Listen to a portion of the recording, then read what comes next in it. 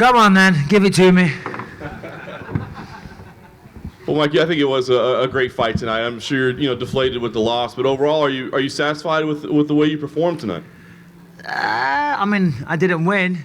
Ultimately, that's why we do it. George was the better man. I felt good in there. Just got clipped. That's the way it goes. You go down, he locked up. He was very strong. He had a good grip. I was trying to fight his hands. Not a lot more you can say, really. I felt good in there. Felt like that, when he took me down, I could get up when I wanted. I beat him up with some elbows off the back. I felt in control on the feet, but yeah, God bless him. Good for him. That's the way it goes. Your pre-fight talk is always fun, but and you said he's old and slow, but I thought at least in the first round his jab was kind of quick. I mean, did that surprise you? I mean, were you a little bit surprised by the way it came out? No, not really. I wasn't surprised. That's what I was expecting, I mean, he's always had good striking. No, nothing surprised me. Nothing surprised me other than that left hook that dropped me, of course. That was a big surprise. I see a lot of people saying, after taking that much time off, moving up a division and beating you, he deserves to be called the greatest of all time. Do you believe that? Well, I'd say so. Yeah, good for him. I mean, yeah, why not? Why not? It offers a blow for me, I guess. Hey, last thing for me, Mike. I mean, you said it right in there. You said, listen, you talked about retiring, but no, you're going to carry on. March date in London, is that appealing for you, or do you need a little time off? No, I don't need time off. I'm fine. I've got no injuries whatsoever. I'm not hurt at all. I've got a couple of little scuffs on my face, but nothing hurt me. But tonight was his night. Maybe March in London. Yeah, that sounds nice. We'll see. We'll see if I'm free. Hopefully I've got a few things lined up next year. But if I'm free, why not? I'm certainly not. Everyone said to me, "Oh, you didn't tap, Mike. That was great." I said, yeah, but I did get choked out on TV, so, it's not really a good consolation prize. So I don't really want my last time in the octagon to be me getting choked out. So I'll be back in there again at some point.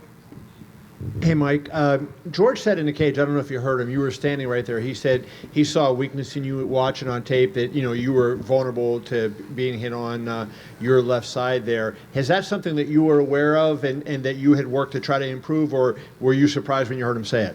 No. I mean, good for him. I was confident in there. He caught me. Simple as that. It's not like I thought I had some weakness there that I was working towards. Just good shot. You hit him with a fairly good right hand. I think it was late in the first round, if I'm not mistaken. Were you surprised how he took it? Because that's a punch from you, a guy a lot bigger that you would think might do some damage to him. Do you give him credit for a better chin than maybe you thought he had? Oh, no. I mean, to be honest, no, he had a good chin. I always knew he had a good chin. But, no, I wobbled him. He took it well. That's what you do. That's what you do. When you've been around this sport this long, you know how to weather the storm, pardon me. Yeah, no. Anything? Quick question. You looked like you were timing him really well in the second round. It also looked like he might have been slowing down a little bit. Did you feel he was getting slower? And how did you think he came back in the third? I did, yeah. No, I felt him slowing down. Of course, he got me down in the second round. Anytime you get taken down, you want to get back up. But I was landing a lot of good elbows from underneath, and I was landing some punches from underneath. But even though I was busting him up, I was still conscious of the fact that you're losing the fight in that position. Even though I was cutting him open, I knew I was losing the fight. So I thought, right now it's time to get back up. So I felt very positive in the fact that, of course, he got me down, but I was able to get back up in the first and in the second when I chose. So yeah, maybe that confidence was my demise, maybe, but yeah. I did feel him slowing down a little bit, yeah. I could see it on his face, certainly when he started bleeding and things like that, yeah. Mike, this was obviously GSP's first middleweight fight. Did he feel like a middleweight in there to you? No, yeah, he looked like one as well. He looked huge. And I said going into this, I said he'd probably be the stronger man. He's one of those types of guys. He's a consummate professional. So no, he certainly felt like a middleweight when he had his arms wrapped around my neck. Who would you like in GSP Whitaker? What do you mean? To win? Yeah. Oh, I don't know. Ooh. Of course, I'm going to say GSP, but probably not. Probably Whitaker. I'd beat GSP in a rematch, but God bless him, it's his night tonight. Good for him. I'm not taking anything away. He did well. He did great. Hi, Michael, over here. Is there anything about George that surprised you tonight? No, other than that left hook, no, you know, I mean, to be honest, the fight went as I expected. I felt like I was reading him. You know, I'm not trying to take away from him. He did fantastic. He was the better man than me tonight. He got the job done. But, yeah, you know, he wasn't really hurting me with any shots, you know, so maybe that's why I got a bit overconfident. I know he was going to wrestle me. He didn't feel that strong. I mean, as I said, other than when he had his, you know, rear naked choke sunk in. But he didn't feel that strong. As I said, I was able to get back up pretty easily. Even in the small grappling exchanges that we had, I felt like I was, you know, overpowering him. But nothing, no. I mean, of course I got caught, so it sounds stupid to say that, but it was the fight that I expected. Okay, and you touched on it there. You said that you might like to headline the London show. Is there anyone in the division that you might want to fight I don't know there's a host of people wanting to fight you. I don't know about headline. I don't know if you saw it. I just got choked out, so we'll see. But listen, I love doing what I do.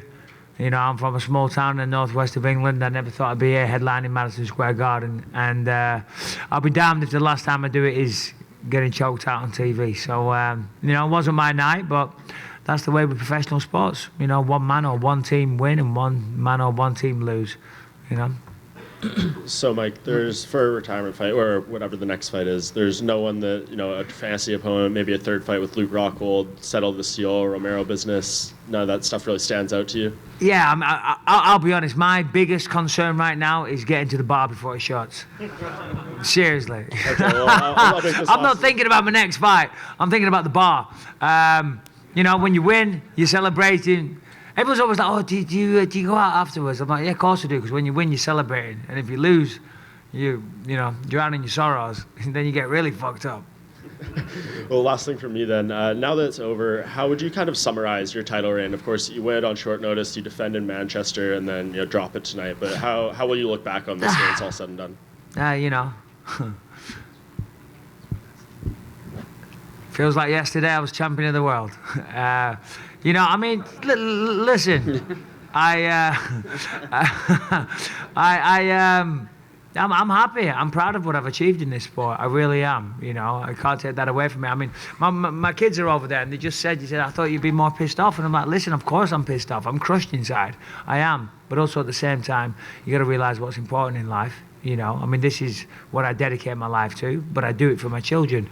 I'm hearing we did over 1 million pay-per-view buys tonight from the top people, so that's good. You know, and that's why I do it. I do it to get paid. Now, first and foremost, I want to win. Of course I do. It's a nice little consolation prize. But to answer your question, I'm happy. I'm happy with what I've done. But yeah, I'm crushed inside. But life goes on. Life goes on. You know, every time you fight, one man's going to win, one man's going to lose. That's what you sign up for. You can't cry like a little bitch. You know, all respect to George. Well done. He beat me. I felt fantastic going in there tonight. I truly thought I was going to smoke him, and I didn't. You know, so well done. Michael, just you know, towards the end of that last round where you getting submitted, was there any chance of you tapping? I don't know. I mean, he had a good squeeze. I don't think he'd give me a chance to tap. maybe if he didn't squeeze so hard. I don't know. You know, he lived by the sword. Die by the sword, so to speak, you know. But yeah, all right, that was the last question. Thank you all. Appreciate it. Go on then. Which bar? I think it's called Moxie or something. I don't know. That's my manager. We got a few free drinks lined up. So my wife's over there thinking, bloody hell, we had plans tomorrow. But babe, cancel them. I'm gonna be led in bed. Guys, thank you all. Good night.